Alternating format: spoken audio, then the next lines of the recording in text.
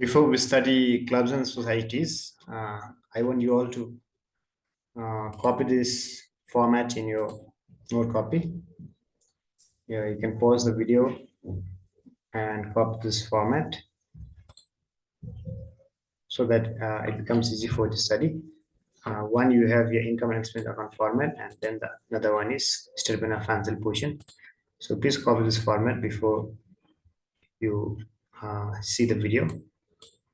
If you want, you can also print it. There's an actual copy of this, and this is the question. I want you to either print the question or copy the question too.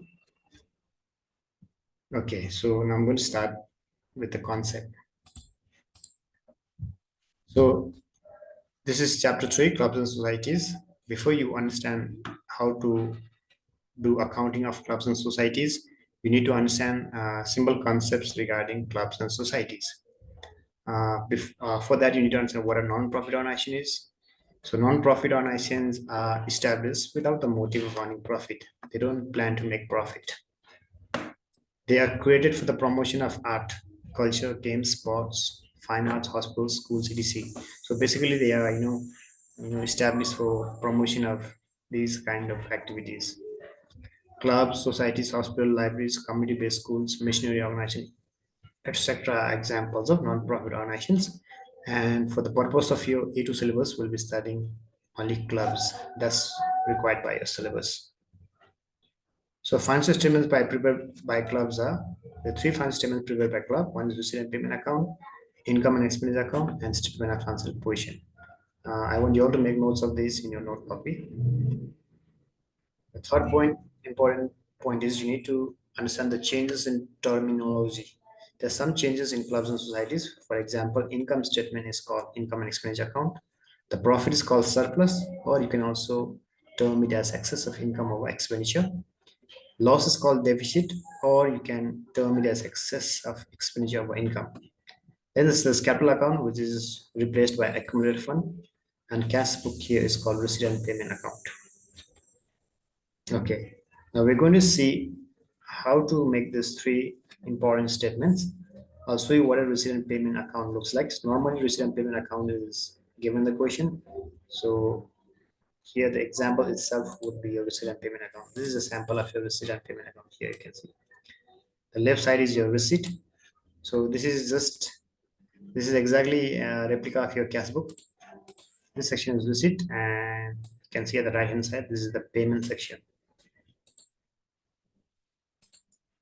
So what do we record in receipt basically? Think of your cash book. All transactions related to cash and bank are recorded in receipt side.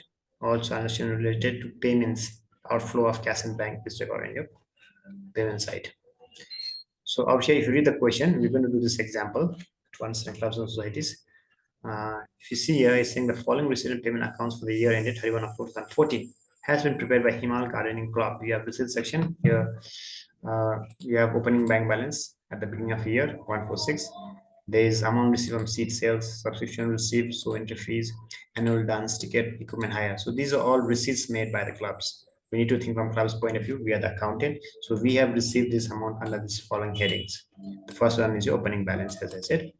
Then in your right hand side, you have all reasons for payment: payment to seed supplier, purchase of garden equipment, meeting rent, and so on. And then in the end, you have closing balance down here. This is the closing balance of bank.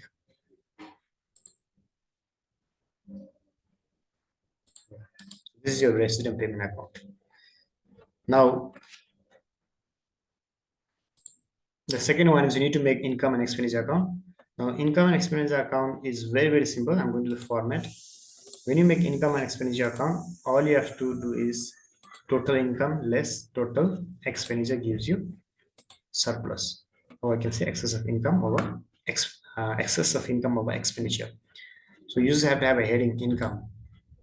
So under income, we could have different headings of income. We need to list it out. Like here, for simplicity, I've just put some income headings, which we'll learn in a while. The total income is 6214, and then we list out the total expenditure. Let's say it is 2391. If you subtract these two, you get either profit or loss. If it's profit, you say it's surplus, and you also call it excess of income over expenditure.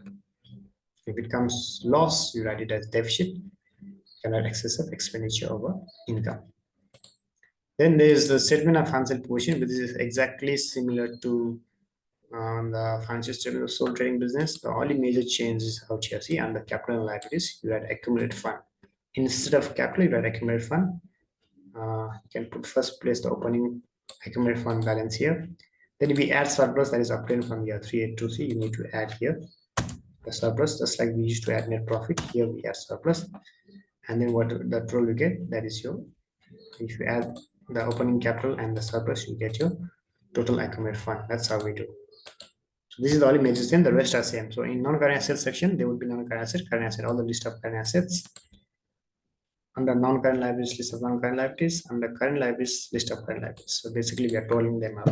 So I'm going to teach you step by step how to do this.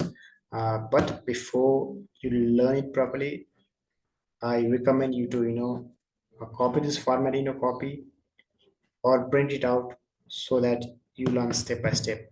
If you just look at the video, you will not understand. So please print it first. Print this format, and then the second one, print this question.